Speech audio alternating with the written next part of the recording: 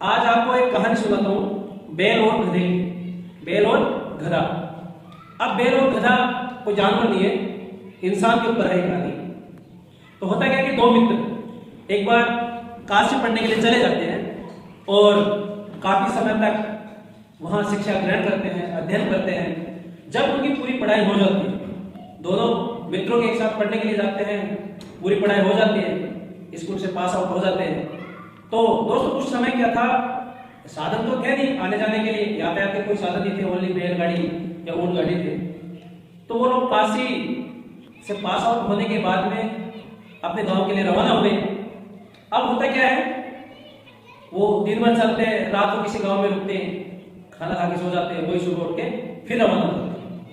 अब दोनों इतने घनिष्ठ मित्र थे, लेकिन वो दोनों एक दूसरे को मूर्ख समझते थे। वो सोचता था कि यार ये दोस्त तो है मेरा, लेकिन ये मूर्ख है, ये मेरे बराबर नहीं। ऐसा ही उसका दूसरा दोस्त भी उसके प्रति ऐसा सोचता था। अब धीरे धीरे कुछ दिन वक्त निकला। एक दिन किसी अमीर व्यक्ति या एक ठाकुर साहब था एक गांव का, उस ठाकुर साहब ने उन दोनों के बारे में सुना कि आज हमारे गांव में कोई काशी से पढ़ करके दो विद्वान लोग आ रहे हैं। तो उन्होंने ठाकुर साहब ने पहले जाकर उनका स्वागत किया और उनसे मिला। तो उन दोनों ने बताया कि हम दोनों दोस्त हैं, एक साथ पढ़ने के लिए काशी गए हैं और हमारी वहां से पूरी शिक्षा ग्रहण करने के बाद में हम गांव के लिए जा रहे हैं। अब दोस्तों मजे की बात तो यह है, इतनी शिक्षा ग्रहण की, इतने पढ़े लिखे होकर के भी और दोनों दोस्त होकर के उन दोनों ने पहले जो ठाकुर साहब थे उस गांव के मुखिया थे, वो पहले वाले एक लड़के से मिले, विद्वान से मिले। तो उन्होंने बोला कि मैं ऐसे पढ़ा लिखा हूँ, इनसे ज्यादा होशियार हूँ और ये मेरा दोस्त है, ये भी पढ़ा तो है लेकिन इतने मेरे बराबर विद्वान नहीं है, तो ये तो क्या बैल है।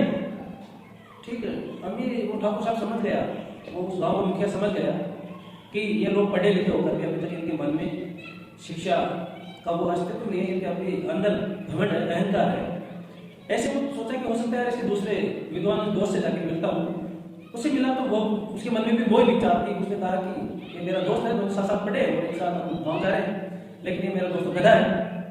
अब गांव के मुखिया अमीर व्यक्ति सोचा कि ठीक है, चलो कोई नहीं, इनको सबक सिखाना है। दोनों से बोला कि आज आपका शाम का खाने की व्यवस्था मेरे घर पर है।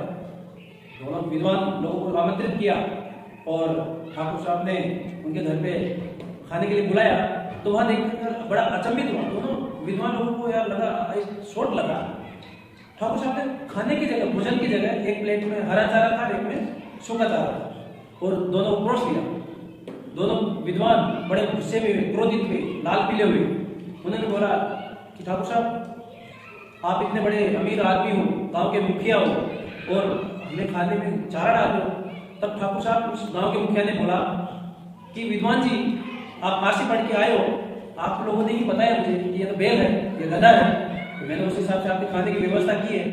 ये बात सुनकर दोनों दोस्त जो काशी पढ़ के आए थे उनको उनकी आंखें खुली। उन्होंने सोचा यार ये बहुत गलत हुआ, क्योंकि हमारे दोनों दोस्त होकर भी हम एक दूसरे के प्रति ऐसी भावना रखते हैं। इसलिए दोस्तों आज भी यही कंडीशन है, कई लोग आपस में दोस्त बनकर तो रहते हैं लेकिन वो एक दूसरे के प्रति हीन भावना रखते हैं।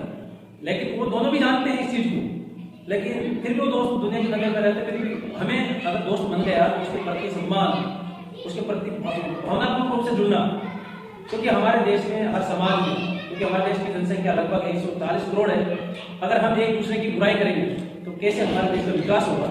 इसलिए हम एक दूसरे के प्रति सम्मान, भाईचारा, प्रेम ये बनाए रखना बहुत जरूरी है। ठीक है दोस्तों।